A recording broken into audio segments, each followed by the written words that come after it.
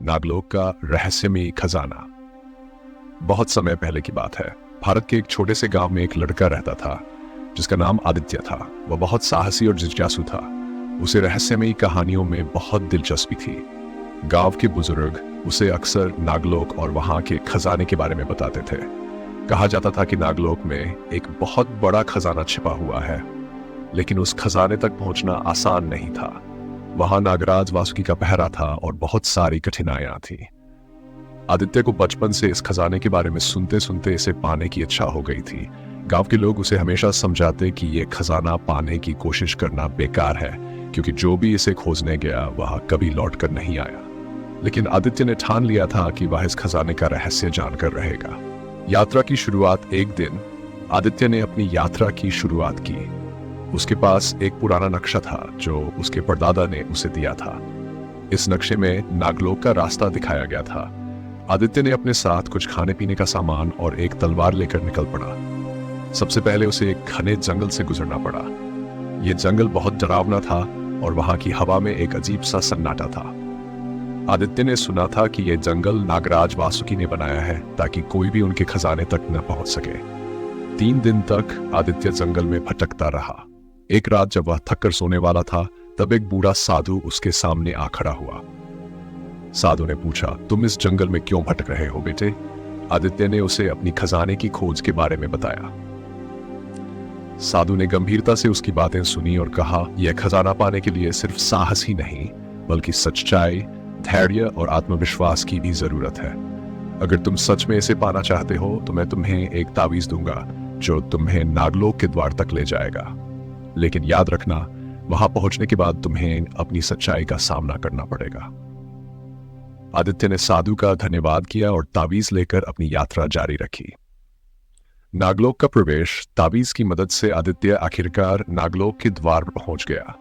वहां एक बड़ी नाग की मूर्ति थी और उसके नीचे एक पहेली लिखी हुई थी, जिसे देख न सके कोई, फिर भी होता है हर जगह, वह खोलेगा नागलोक का अनमोल दरवाजा।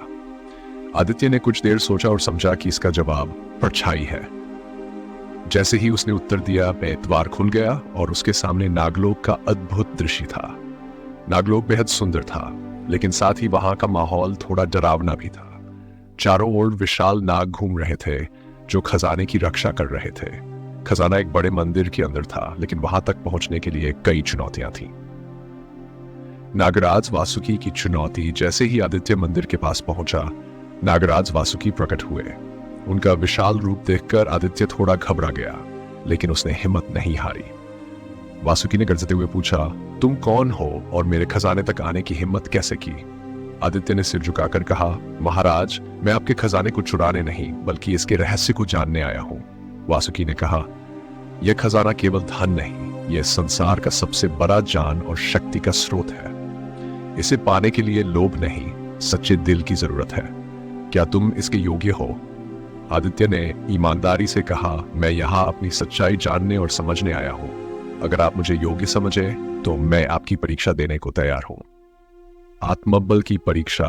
वासुकी ने उसकी सच्चाई को परखने का निर्णय लिया। उन्होंने कहा, तुम्हें अपने सबसे बड़े भय का सामना करना होगा। अगर तुम इसे जीत लोगे तो खजाना तुम्हारा होगा।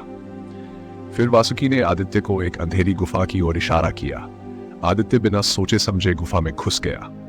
अंदर बहुत अंधेरा था और तभी उसके सामने उसका सबसे बड़ा डर प्रकट हुआ, एक विशाल नाग जिसने उसके माता पिता को मारा था। यह वही नाग था जिसे देखकर आदित्य हमेशा डरता था। उस नाग को देखकर आदित्य को बहुत डर लगा, लेकिन उसने खुद को संभाला।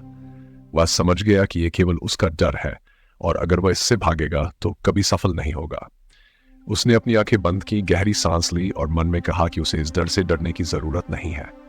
जैसे ही उसने ये सोचा, नाग धीरे धीरे गायब हो गया और एक चमकती हुई रोशनी ने गुफा को रोशन कर दिया। सच्चे खजाने की प्राप्ति।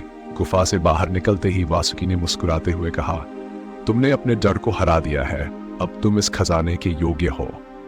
मंदिर के द्वार अपने आप खुल गए और अंदर बहुत सारा सोना, चांदी, रत्न और हीरे थे। लेकिन वासुकी ने आदित्य को समझाया, यह असली खजाना नहीं है।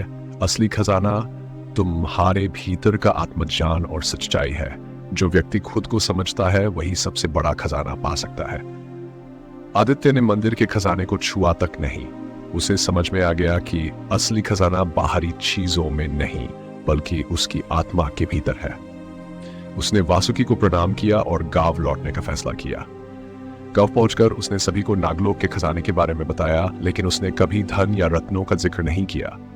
वह सबको यह सिखाने लगा कि असली खजाना हमारी सच्चाई, आत्मबल और धैर्य में छिपा है, न कि सोने और चांदी में। निष्कर्ष, आदित्य की यह यात्रा केवल एक खजाने की खोज नहीं थी, बल्कि आत्मज्ञान और साहस की प्राप्ति की थी।